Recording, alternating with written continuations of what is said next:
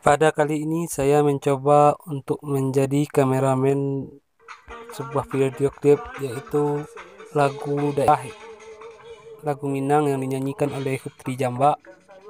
Lokasinya berada di Gelanggang Awa, Relasi Kecamatan Cendau, Sumatera Barat. Jadi dalam proses pembuatan video klip ini sungguh panjang, dari mulai syuting di lokasi, lanjut editing, baru bisa nanti menjadi sebuah karya yang bisa ditayangkan lewat media. Inilah proses pembuatan video klip dari awal sampai akhir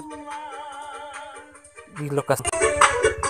Kapulang kita pulau di sana sansai kapasabatan.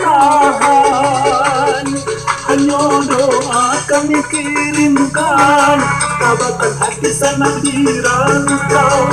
Wajah corona malalu berkumpul bagian bersama bertelikan.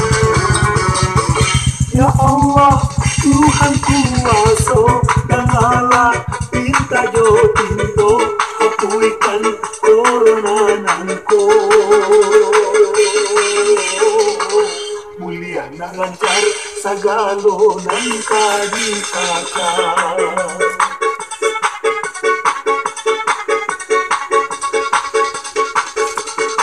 Pandabaka sudahan baala nini kami ko alamay bata maseso.